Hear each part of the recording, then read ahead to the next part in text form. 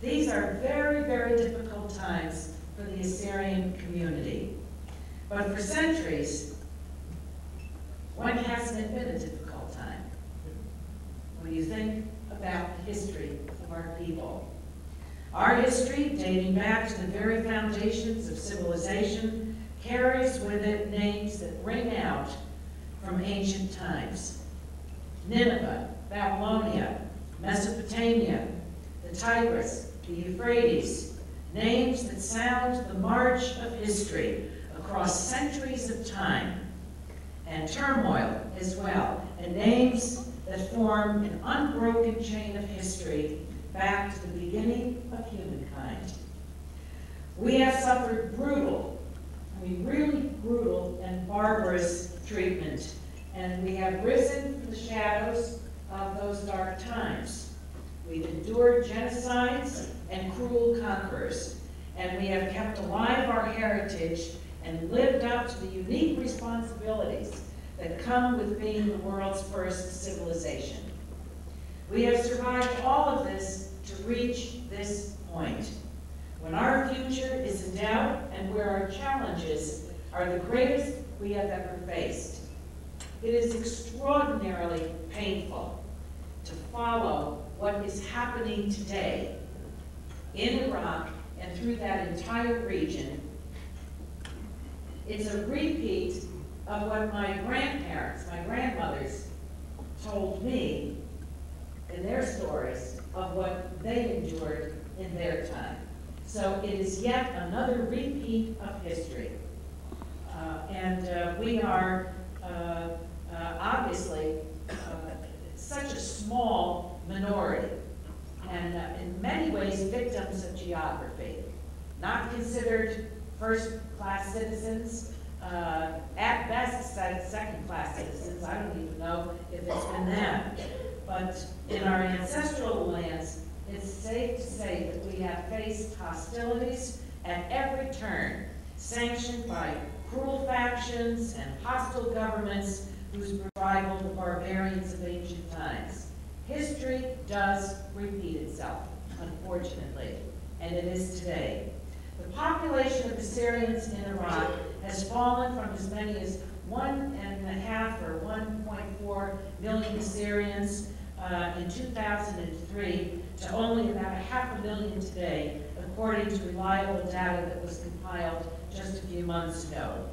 So the threats are very real, and they are daily. That's why in Washington, I continue to speak out for the Assyrian people, the walls of Congress.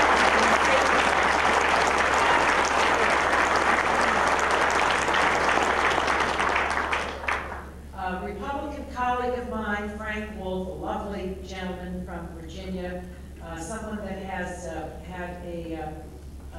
played a key role in the Congress in terms of human rights and the persecution of religious minorities, is the gentleman that I approached to found a caucus, and that's a special issue group that's carved out in the Congress where you invite other members out of the 435 in the House to form a caucus on religious minorities in the Middle East. And we did that a couple of years ago. We founded that caucus, and together we worked to address the great needs and the issues that are affecting ethnic-based religious communities of the world, including the Assyrians.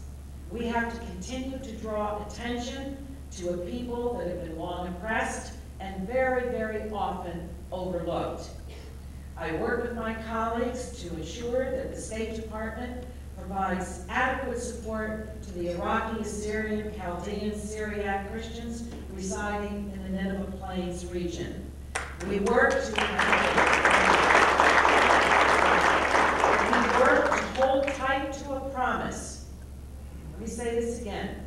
We're working tight to hold to the promise of $20 million in aid to displace the refugee population that have fled Iraq and are in desperate need of our help to ensure their safety and well-being and to ensure that they have the basic necessities of life. Even as we work to protect those in desperate need, we can and we must work to help rebuild the lives of those who will return to their native lands, and those who have also stayed, because they have endured so much. That's why I'm pressing the State Department to develop a specific plan, not just any old plan or no plan. I don't know how much they like coming to my office, but they really got an earful.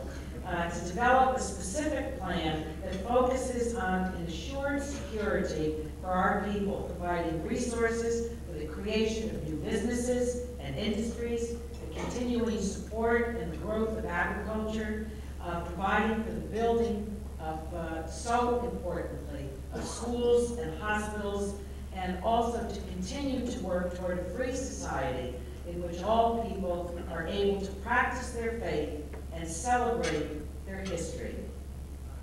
We can't count on the Iraqi government to do this for our people. They have not matured to that point. I hope someday they will.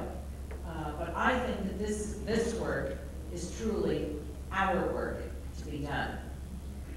That's why we continue to press the State Department to identify and to empower agencies and institutions that are independent of the government.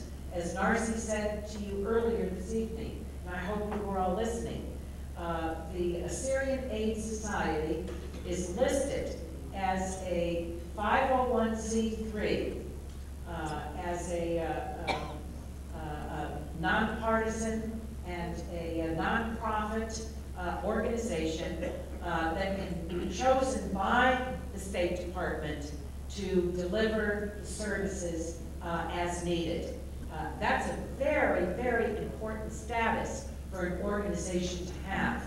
And because of the work that's been done by the society, that is the case. And I congratulate you for that. And I think everyone needs to have a deep appreciation of what that means. Every 501c3 nonprofit is not listed on that list. Of course, everyone doesn't want to go to Iraq and help people either. But it is very important that the Assyrian Aid Society is. And they know that it is an organization that is committed to fairness and that they're committed to the basic principles of human rights.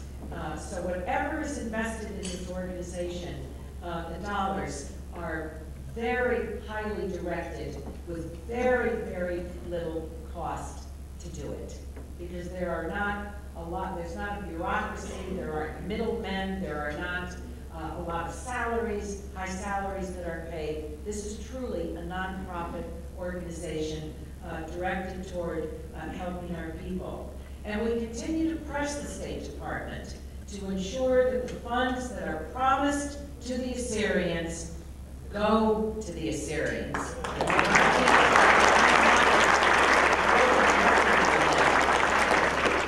As well as the other oppressed ethnic religious minorities like our people that are fighting for their survival there.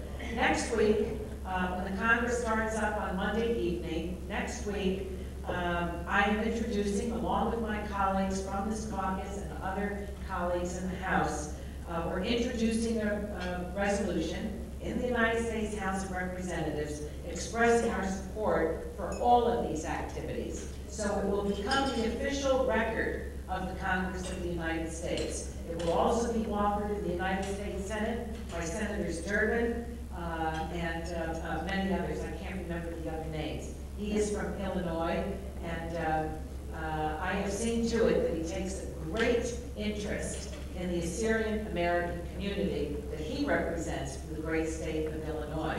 So I think that this expression from both houses of Congress will send a very strong message to the administration and to the State Department that the Congress understands this issue, that the Congress is committed to this issue. And I have no doubt that they're going to get that message.